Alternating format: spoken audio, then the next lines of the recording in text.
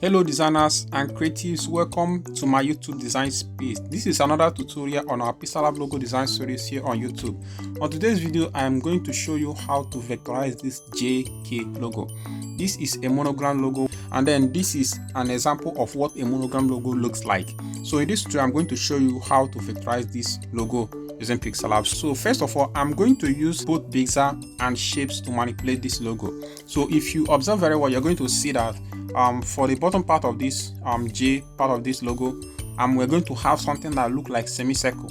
So in order to get a perfect semicircle curved out there, I'm going to use circle shape to manipulate that part, okay?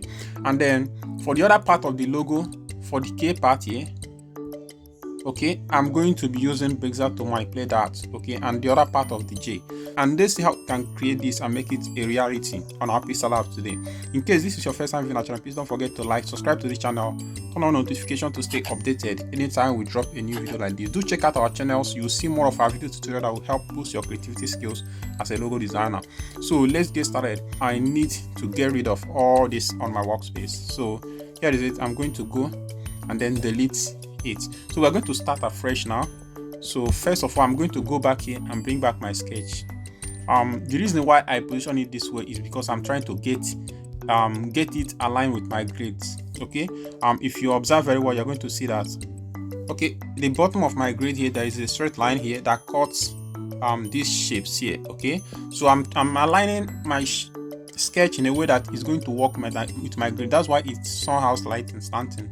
So now let's walk into the vectorization. So if you observe this logo, I've already worked on my grids.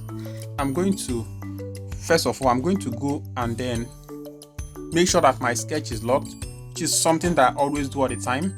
And then I'm going to go and then reduce the opacity just a little, okay?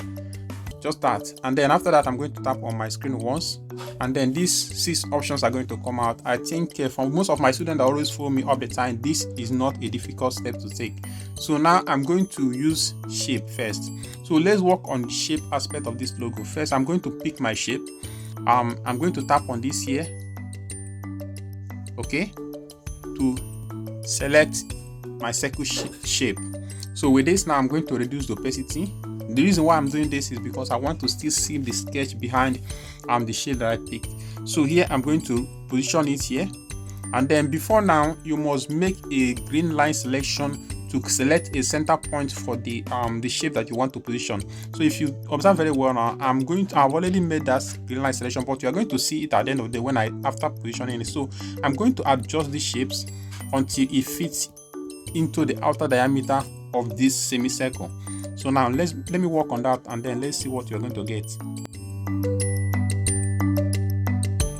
So I think I'm too good now. So after this now, I'm going to go back and then increase my opacity. The reason why I'm doing it here is because this is not a place I'm supposed to reduce my opacity.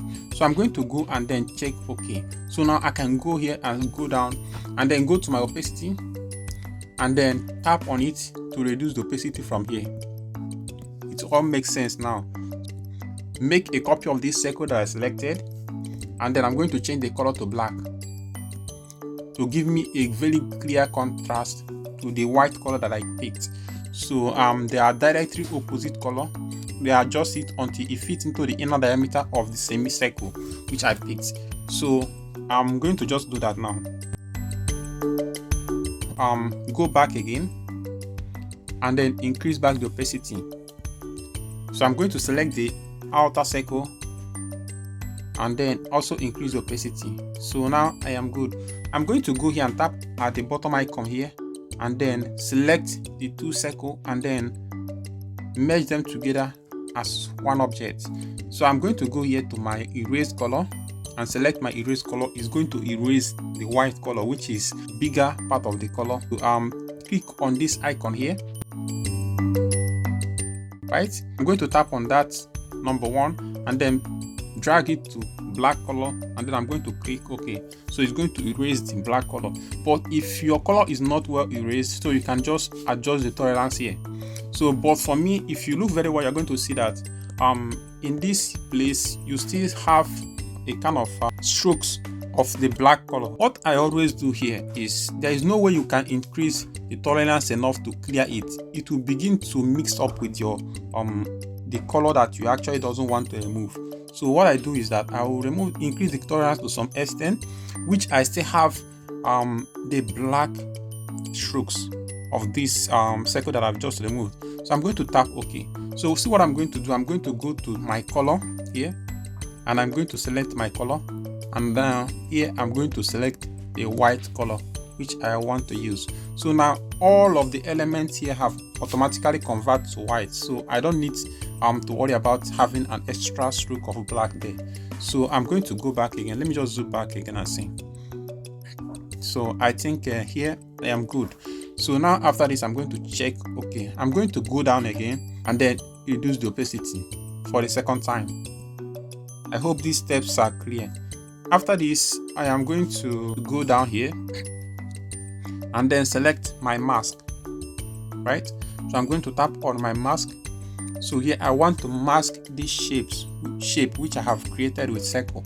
So I'm going to check on enable and then click out, right? So I'm going to drag it. So just follow me up and see how I work on this part now.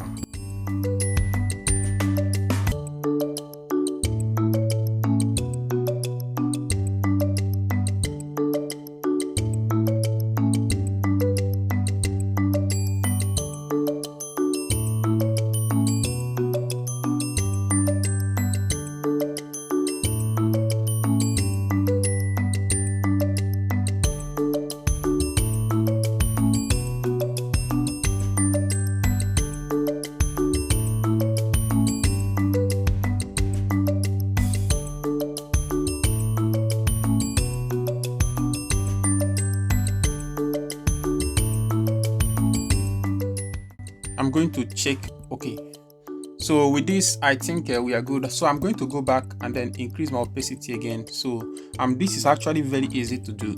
So guys, I'm going to tap OK. Now here I will make sure that my sketch is locked, which my shape is already locked.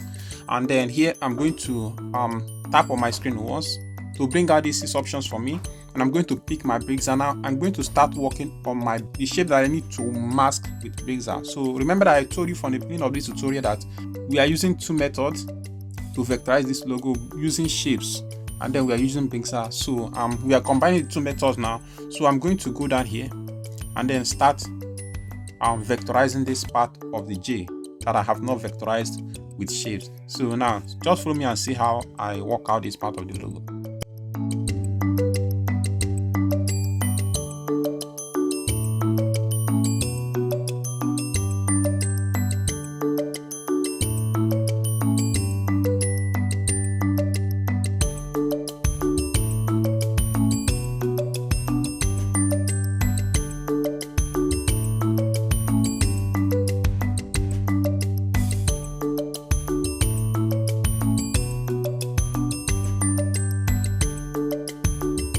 I'm going to go here and reduce my stroke to 0, so I can as well choose my color to be white.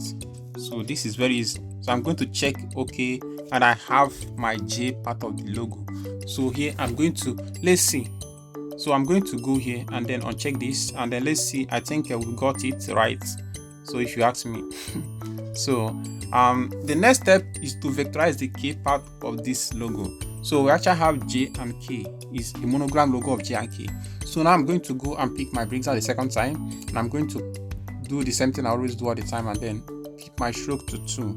So I'm going to start the vectorization. Just follow me and see how I mask this part of the vector out.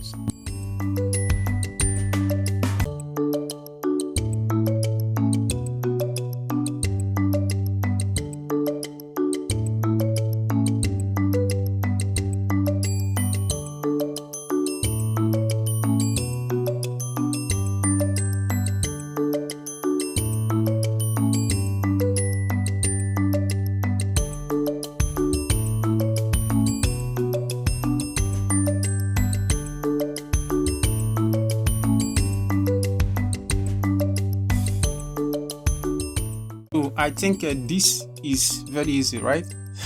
So you will say that everything I say is always easy. So I'm going to go here and then choose the color as well as white. So let's make it have the same color. So I'm going to check okay. So if you look now, you're going to see that we already have everything set right.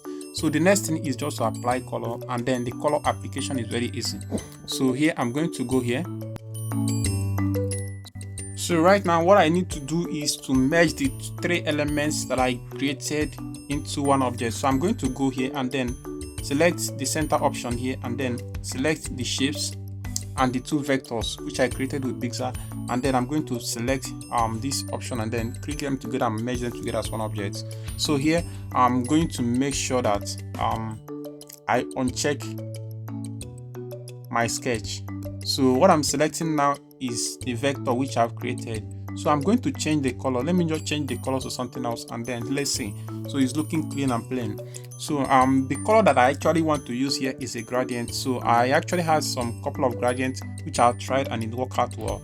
So these are the gradients. So let's use this for instance. So now the next thing I may want to do or add to this logo to make it look nice and sharp is to work on my emboss, but realize that if I'm selecting my emboss, it's going to distort it, like I know it's already going to happen. So the best thing to do when this happens, I've talked about it all the time, is to reduce the size of your emboss. Now I'm going to use this opportunity to say that the reason why you have a distort emboss all the time when you use a tab or a higher phone to create a vector on Pixellab is because it's actually giving you things in a higher pixel that your phone cannot correspond with. Okay, and then I'm going to tell you why this is true. So now, but if you are reducing the size, you discover that at some point you are going to get something that is good like this.